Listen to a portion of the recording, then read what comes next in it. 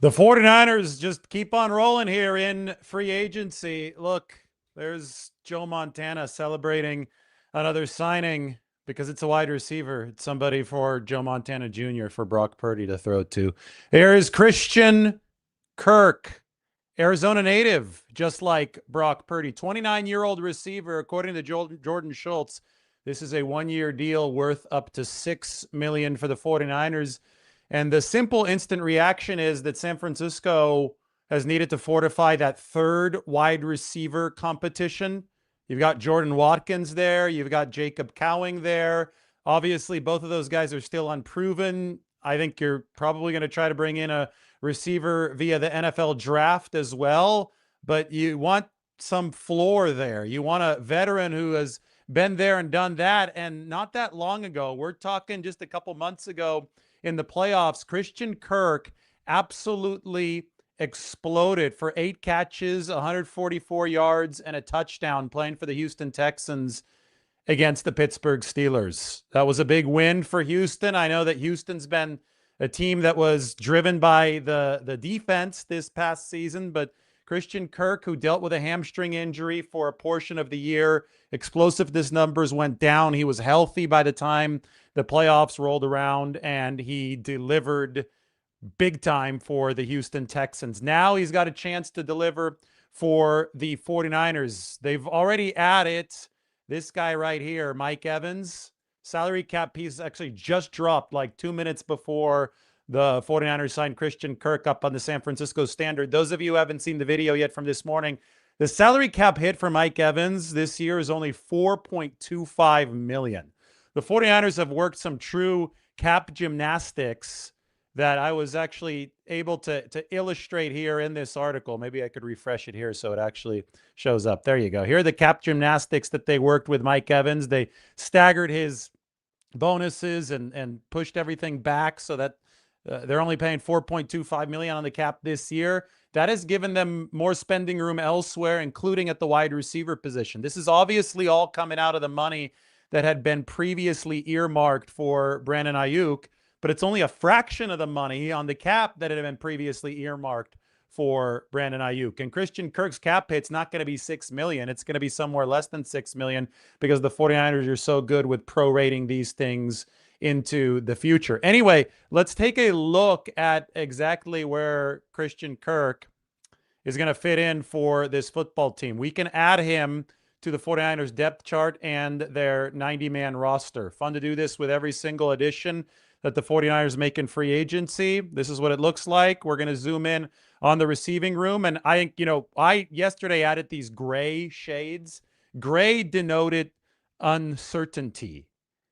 And uncertainty is here because Jordan Watkins, he suffered the high ankle sprain in training camp last year, was looking good, but then, just played a very sparing amount, had a couple catches over the course of the season, but that was it. You can't really count on Jordan Watkins yet. You can't count on Jacob Cowing yet. You saw him do some nice stuff his rookie season, but then he was out his entire second season with the hamstring injury. So Jacob Cowing is also somebody who brings uncertainty to the 49ers. And I actually have Cowing. He's not an X-receiver. I just have him as receiver depth. Why don't we reshuffle this now to reflect the fact that Christian Kirk is on this football team? I'm going to move Junior Bergen over here to practice squad projection because I don't think that he's going to be making the 53, especially since Christian Kirk actually has some returning experience, and the 49ers need that with Sky Moore now in Green Bay. So we're going to move Jordan Watkins over to, actually, let's move Jacob Cowing right here.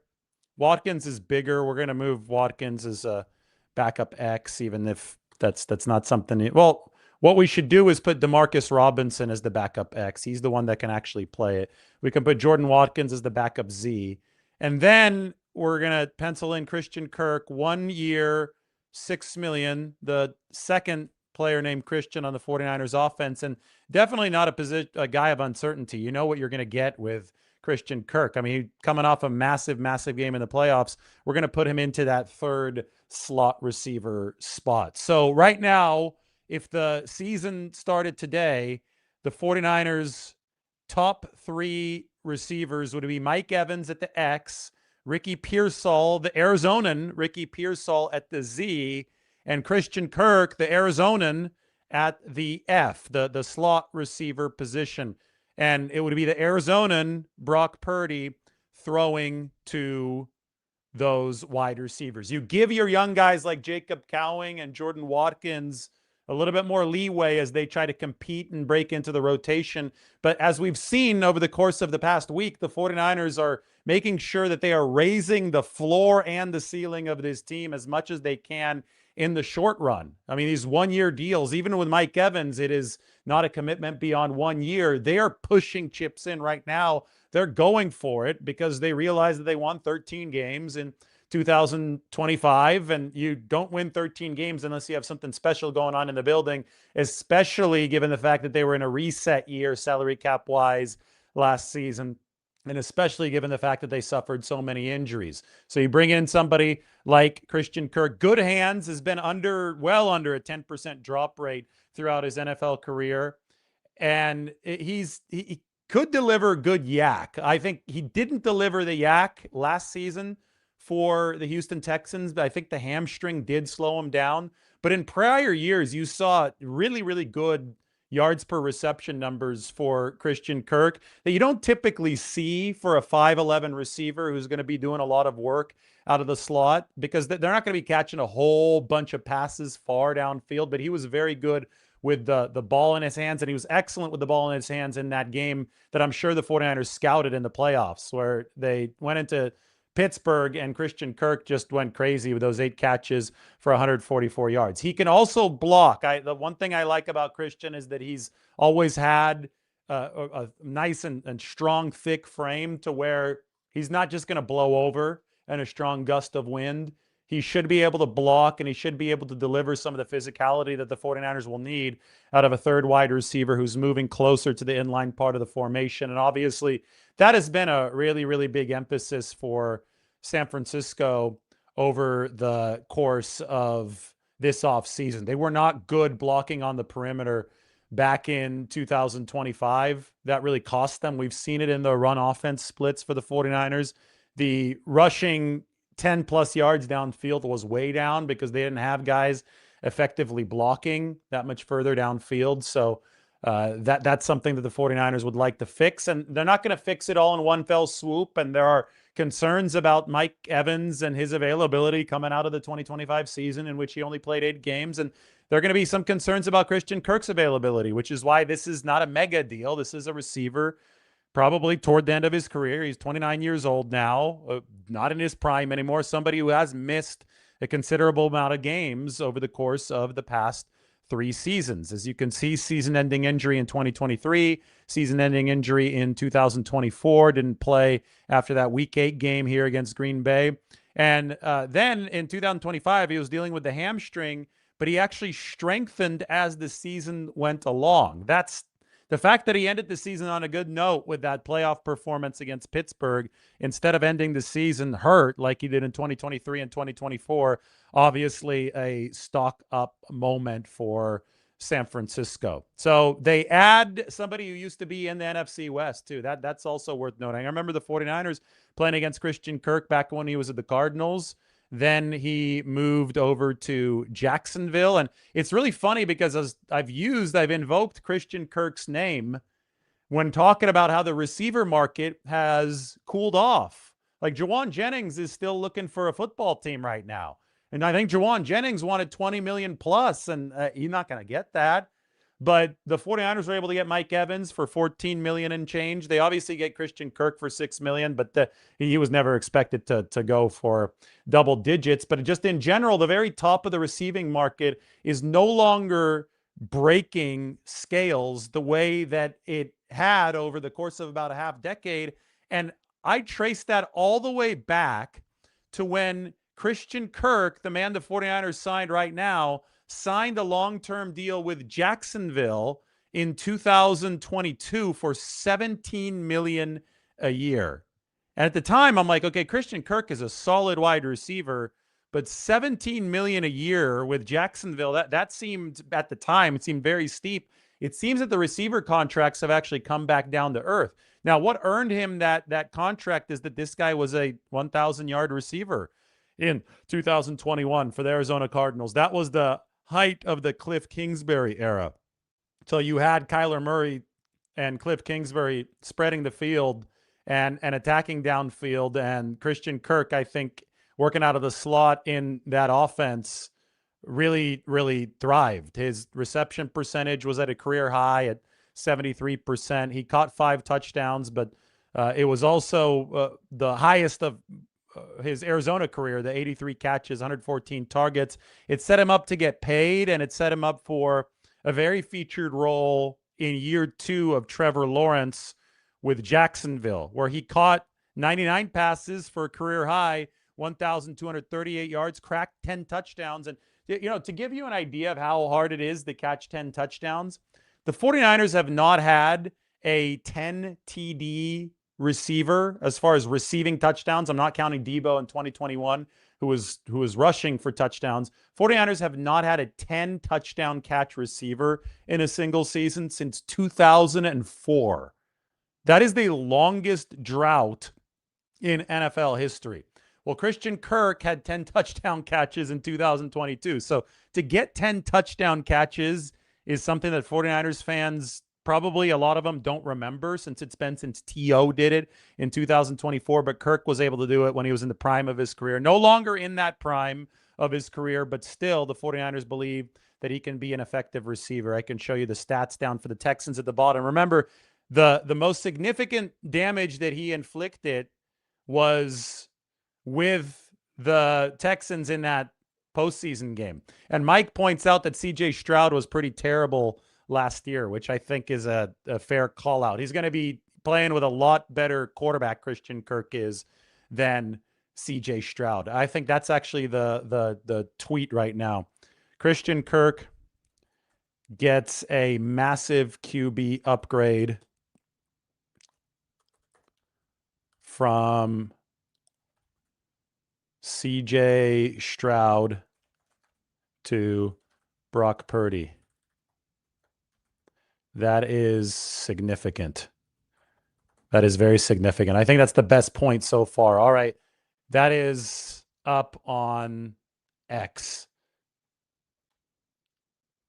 I am now looking to see what Mike is saying. He thinks this probably rules Deebo Samuel out. I would say so. Probably rules Juwan Jennings out. Unless you can get Juwan Jennings at some kind of ridiculous price, which I don't think is going to be the case. I mean, Christian Kirk is faster than Juwan Jennings. He's obviously smaller. He's built much differently. This is more of a actual slot type build instead of a big slot type build. But the 49ers have a massive X receiver now. And I know that Juwan was moonlighting at X when the 49ers didn't really have one, because obviously Brandon Aiyuk defected from the football team. So they're going to count a lot if you're looking at the 49ers construction of this offense and the gravity that they're going to be counting on. They're going to be counting a lot on Mike Evans to draw attention to that split end spot just with his one-on-one contested catch ability. Obviously, his ability to run some of the slants and some of the digs is still, I think, top level for Mike Evans, but he can block, and his size is just going to draw guys over. And I think Brock Purdy matches really, really well with Mike Evans, a tall receiver who's going to be able to go out and catch some of these contested balls because he is Mike Evans. And if there's not a whole lot of space on the field, Mike Evans is the type of the receiver that can create it. Ricky Pearsall is ideally slotted in at the Z receiver position. That's the flanker. So what happens is that Evans, he lines up on the line. He has to be able to beat usually the top corner from the other team in press coverage. He has to be able to beat press coverage. He needs to use whatever separation tricks he has in his bag. He needs to use his height. He needs to use his arm length. He needs to use his guile. And we know Mike Evans has a lot of that to beat the top corner in press coverage. He also needs to be effective enough as the X to draw at least some safety attention, at least a safety shade over toward his side of the field. If he does that, then the Z receiver in Ricky Pearsall can play off the line of scrimmage, can come in motion a whole lot more often, can get a little bit of a running start. We know that the 49ers love to use the cheat motion. Pearsall's obviously smaller than Mike Evans. I think Pearsall is deadly and has been deadly when he's been healthy, working out of a Z flanker type position in this Shanahan offense. So then you've got the third receiver. And the third receiver is also, especially in an offense that runs a lot with the tight ends, as the 49ers like to do, the third receiver has an interesting job. Back when it was Jauan Jennings and this 49ers offense was at its very height, they leaned big time on Jauan for third down conversions because he was often matched up against nickel backs who were smaller than him, or safeties who I think he was maybe not able to outrun, but he was able to beat, especially on some of those outbreakers. But they relied on him a lot to block. I mean, it was a key cog in their ground attack.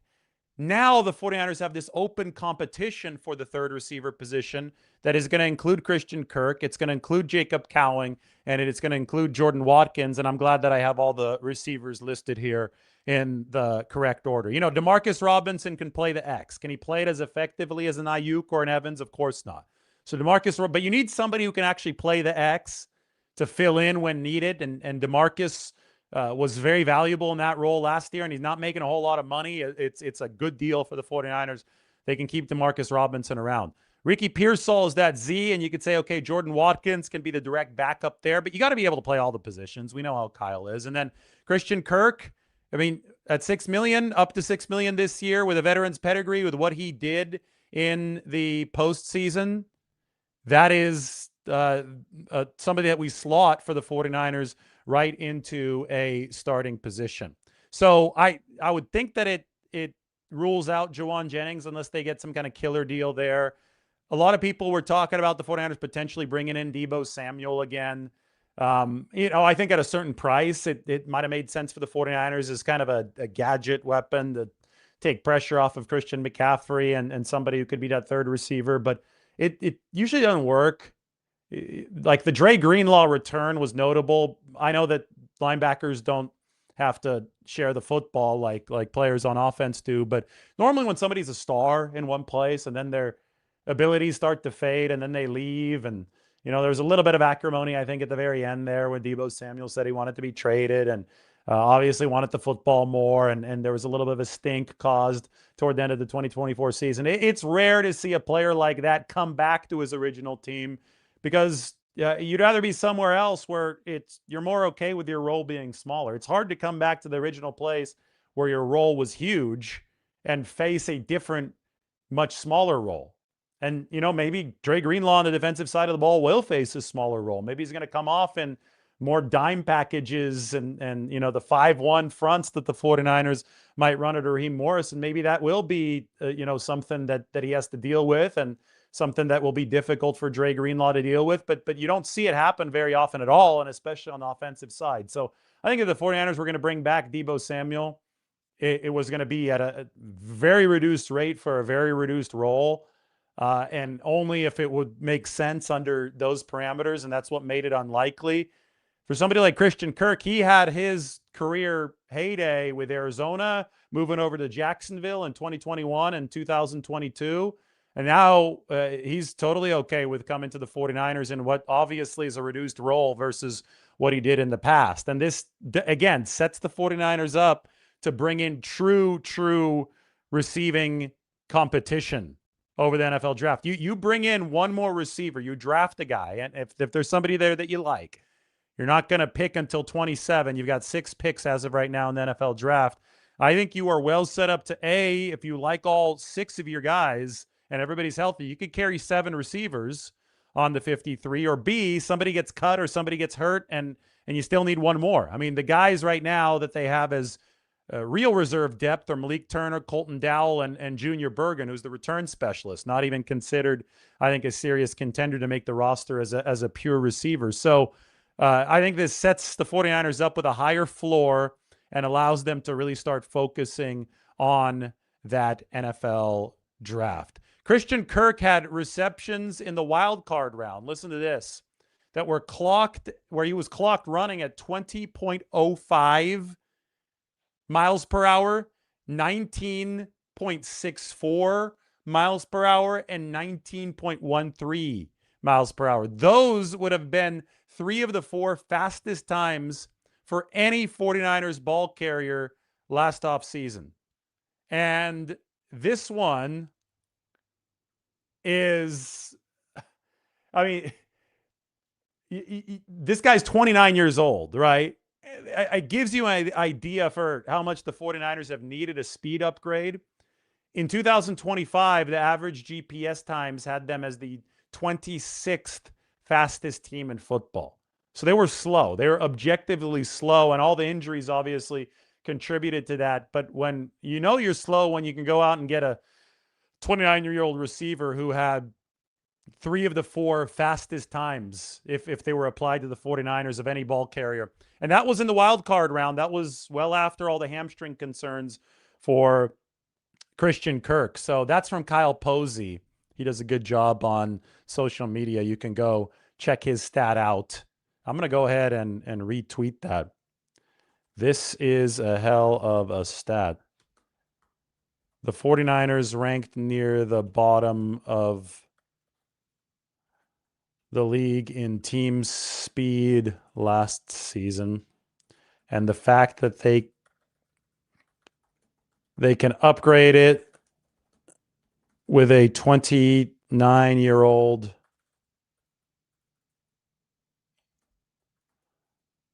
receiver who exploded in the wild card round, by the way, is actually remarkable. Boom. I'm having to do 2 things at once.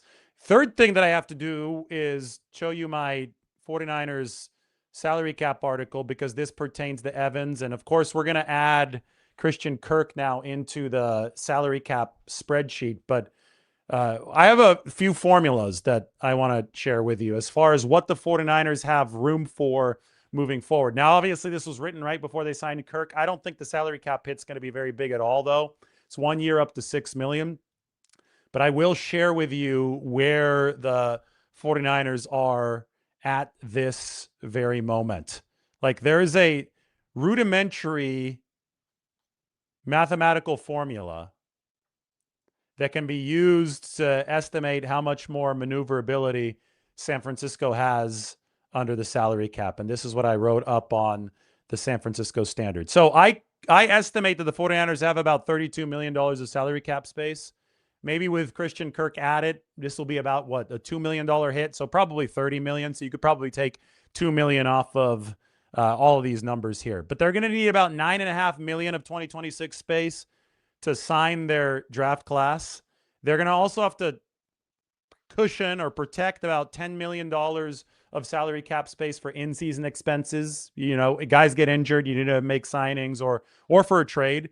So I would say all of this minus the $2 million extra for what we estimate Christian Kirk's salary cap hit to be, I would say the 49ers have between 10 and 12.5 million of 2026 salary cap space left to work with, which is not a lot because they need to carry over at least 20 million so that they can handle some of the escalating costs of doing business. And the costs for the 49ers actually escalate sharply. Like Mike Evans' deal is just an example of how the 49ers do business. It's not a bad way to do business, but the cap hits go from 4.25 million to 7.3 million to 9.7 million.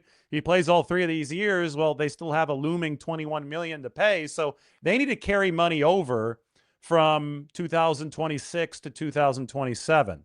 They carried over 20 million from 2025 to 2026.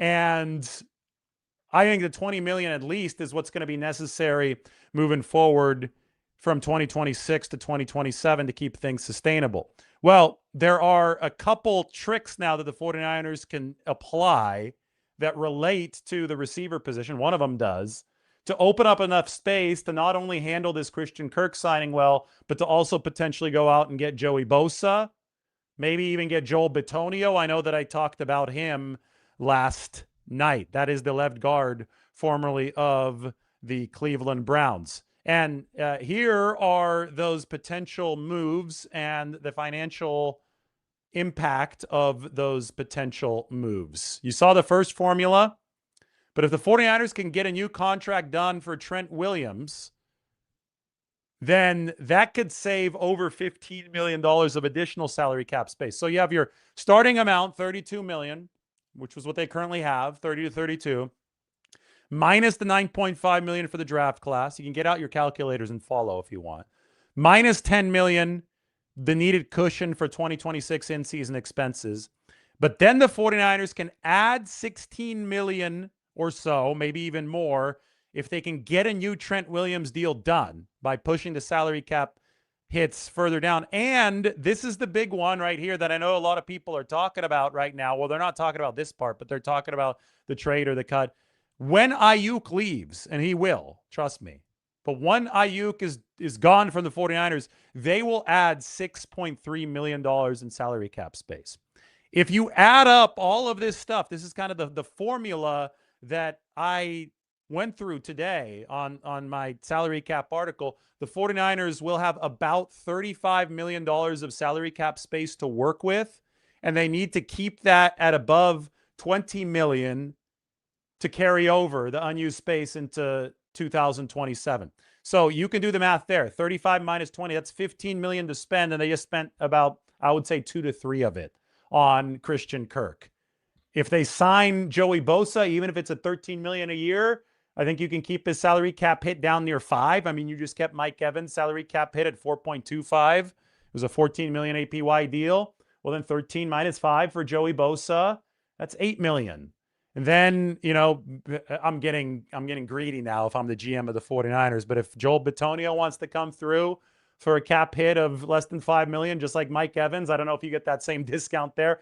You could see where I'm going here. You can round out this roster while still having more than $20 million to carry over into 2027. So that's how this works financially. The 49ers benefited greatly from the $20.7 million that they got as a salary cap adjustment last week. Imagine where they'd be without that. It'd be a lot harder to squeeze this stuff in, right? So they got that because of the salary cap insurance on Nick Bosa that paid out $7.1 million. And they also restructured Bosa's contract. That earned the 49ers about $17.2 million. So I get it. I sound like, you know, that guy I made fun of myself on the video last week, the guy that has the big tangled web of information on the wall. But somebody has to do it. Somebody has to explain how all this works. And hopefully this has allowed you to kind of conceptualize where the 49ers are. I mean, I joked that the John Lynchpin, right? The linchpin, but the John Lynchpin of this entire 49ers effort is to bring Trent Williams' number down. Because it's untenable right now with the salary cap situation. Oops, I think I just closed it. Yeah, I got to get this open for you guys again. Right here. It's untenable right now with the salary cap situation looking like this, and Trent Williams at a $39 million hit, and the next biggest one being Brock Purdy at $25 million or $24 million. Bosa, Fred Warner, Osa Odigizua. You've got to bring Trent's number in line with Purdy's and Bosa's, and that should open up enough salary cap space for the 49ers to move forward. But this Christian Kirk signing shows you that there is continued confidence that the 49ers are on a good financial track with all the maneuvering that they've been doing. It has been an extremely aggressive free agent period, but it's also been intelligent in that the 49ers doesn't look like they're issuing any market overpays, which is really hard to do in free agency. I mean, up to $6 million for Christian Kirk. It's a guy who had a couple 1,000-yard receiving seasons a few seasons ago. You're just bringing him in as a supporting guy to compete with a couple youngsters. I guarantee you that $6 million of that is not going to be fully guaranteed. It's worth up to $6 million, but the 49ers will probably have Christian at a much more manageable, palatable cap hit. Again, if you got Mike Evans at a $4.25 million cap hit, then Christian Kirk is going to be in there at even less than that. Let's see Christian Kirk's career earnings, because this is just something I'm really curious about, since I remember that he's the one that accelerated the wide receiver market about 5 or 6 years ago when he made that $17 million per year. You know, nowadays, like especially last year, wouldn't have been crazy, but when it happened in 2022, it was absolutely wild. All right, Career earnings for Christian Kirk, not bad. He has done well for himself. He has made $80 million over the course of his career, not including this new deal with the 49ers, which is worth up to $6 million. So Christian Kirk could have, by the age of 30, could have $86 million earned from the National Football League. Congratulations to him on this new deal with the 49ers. Mike sent me some of these graphics. Mike, we might save these for a dedicated video. I appreciate it, though. I just have to prepare this. These are complex graphics. This is going to be good stuff. We're gonna have some goodies for you on the channel coming up. Mike is doing insanely good work behind the scenes, and I have to say that Mike predicted that the 49ers would sign or trade for Osa Odighizuwa. You heard it here first on this channel. Mike, if you're available right now, why don't we get you in? We got 2,500 people in here. If you want to join by audio, you can. Mike has also predicted, or had also predicted, the Christian Kirk signing for the 49ers. So he's like the oracle of 49ers. He's like the 49ers whisperer. Mike Urtaza is out here telling us they're going to bring in Osa Odighizuwa via trade, and they're going to sign Christian Kirk. And both of those things have indeed happened.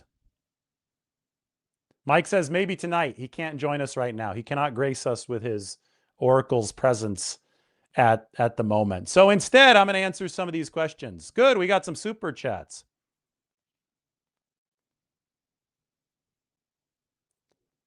So you're saying no Debo reunion and no Alec Pierce. What happened to the no short-term rentals mentality from the front office? The front office never had a no short-term rentals mentality. I think that's just something you put in your head. When did the 49ers not have a short-term rentals? They didn't want a short-term rental, by the way, is somebody who you trade for.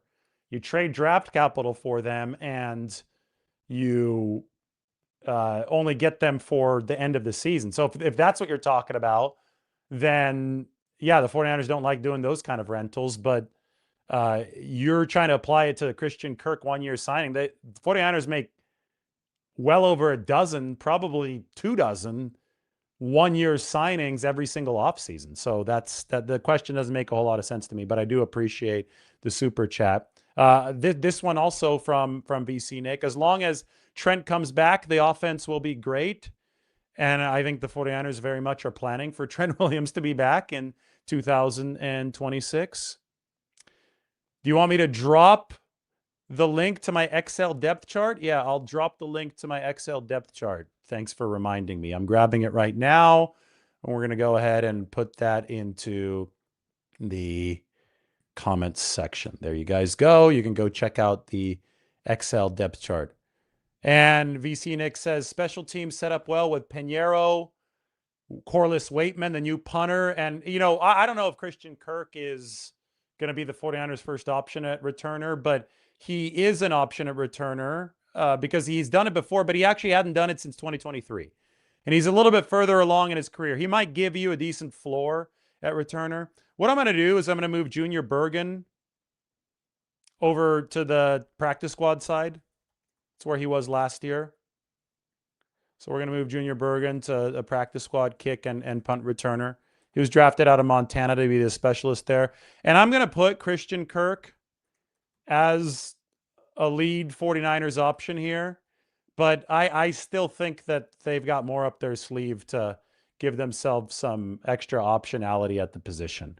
But at least it's not a massive, massive position of uncertainty, especially punt returner is really dangerous if you're going in there without a plan. And I think at least a backup plan comes in here for Christian Kirk. My buddy Keith points out that the 49ers got Christian Kirk and Mike Evans for the price that Jawan Jennings wants. I mean, yeah, technically if you add, but just by raw APY, $6 million for Kirk, $14 million for Evans, that's $20 million. It's a simple way to look at it, but I'm not saying it's a wrong way to look at it. They were able to get two receivers at a bargain. Now, Keith says just need to add Samuel before the draft to have enough of a wide receiver room. So he still thinks the 49ers should add Deebo Samuel. I think that, again, I'll maintain. I lost my for whatever reason, I lost my camera there, but I think we're back.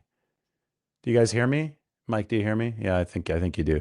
I will maintain this about Deebo Samuel. If he returns to the 49ers, it will have to be at a rate and a role that is much, much diminished from where he was the first time he was with the 49ers. And, now that Keith had mentioned Deebo Samuel, I will say that the 49ers haven't added a running back 2 yet that can catch the ball. And we thought that they might be interested in one on the veteran market. What if you bring in Deebo Samuel as just this gadget type of weapon that could take a little bit of a load off of Christian McCaffrey? I think that would be the only way to do it. I don't see it as likely, though, but it's one of my friends, Keith, texting me that idea right now. Discuss amongst yourselves in the comment section. He also says that Alan Lazard could be an intriguing vet minimum backup to back up Evans from a size standpoint. Maybe a practice squad call-up. Alan Lazard, by the way, Iowa State, shout out to Brock Purdy's alma mater. He's about Evans' height. They're both about 6'5". Yeah, they're both about 230 pounds. Sometimes I get some really interesting texts from Keith. Those are 2 of them. Those are 2 of them. So I'll text him back in a little bit. You guys can let me know what you think. All right, let me go through the rest of these super chats. It looks like there's a lot of them. I just shared the 49ers depth chart with you, so go ahead and check that out. Yeah, special team set up well. The camera's giving us a little bit. I wonder if I'm plugged in fully here. It looks like it's giving us a little bit of a technical, like electronic glitches every few seconds. Hopefully it holds on for the rest of this really big show, because there's a lot of you, 2.4K of you in here in the room right now. Brock makes a lot of wide receivers look good. I mean, we know that Brock is an elite quarterback. I agree with you. And no, Mike, I'm not in Chrome. I'm in Safari this time. Chrome had been giving us trouble, and I think it's fine. I think it's operating fine. I'm not going to complain about Safari. It needs to hold up through the rest of this show. I appreciate you. Thank you. Love it. Thoughts on tight end plans with George Hurt, mid-round pick maybe? So the tight end class this year is the deepest tight end class Dane Brugler has ever seen. And he does the draft stuff, the beast he makes for The Athletic. He says that he's not even done grading tight ends yet, and he already has more draft gradable tight ends than in any other year that he has produced a beast. Gives you a little bit of insight into how the 49ers might handle that position if George Kittle does indeed miss some time at the start of the season. Robbie says offensive line or defensive line in the first round. Also, who is running back 2? The second question I just answered, and I don't know the answer. I'm actually going to Jordan James High School. He went to 2 high schools here in the Nashville area, but I'm going to swing by his first alma mater a little bit later today. I don't think they have any Jordan James memorabilia up. He only played there his freshman and sophomore year, but maybe he's running back too. Who knows for the 49ers? But we'll see what the plan there is. And I wouldn't assume any position for the first round. They don't pick until number 27. So it's going to be really, really hard to prognosticate. Why Christian Kirk over Hollywood Brown? I would think that probably the 49ers are going to like Christian Kirk's blocking ability, a bit of a thicker frame than Hollywood Brown for the run blocking. When am I going to be back in the 5.59? You may have to give me a couple months, but probably at some point this summer. Thanks, Chris. Hello to Chris. Good guy. After the recent ads where the 49ers go in the first round, again, when you don't pick until number 27, it's really hard to predetermine these things. And I hope the 49ers haven't predetermined it, because you need to be able, wow, we keep in the camera. Now we're on this camera because that camera has completely gone out. So I just got to use I'm going to close this here pretty soon. We have lost our good camera, which kind of sucks. Let's see here. What can we do? All right, we're back, but it's glitchy. It's got to hold on for like 5 more minutes, right? It's got to hold on maybe 10 more minutes. Now, I don't think. I think we're going to have trouble until the very end. So anyway, don't predetermine anything if you're the 49ers right now. You don't pick until number 27. Annoying. Well, we gone 40 minutes. That's all we need to do. I'll talk to you guys soon. Christian Kirk signs with the 49ers. I'm going to struggle through the rest of this show. Hit that subscribe button. Let me go fix my camera. Another big 49ers free agent edition. We'll talk to you very soon. Oh, and go read the article up on the San Francisco Standard. Our big salary cap breakdown. It just came out right now. How the 49ers can create even more room for other additions. And I went through some of the formula with you, but this article, I'm going to take this. I'm going to give it to Mike, and you can go ahead and click on it. I'm going to put it in the comment section as well, but Mike will put this into the description, and we can all go from there. All right, everybody, thanks for watching. Camera held on just long enough. Hit that sub button. We'll see you soon.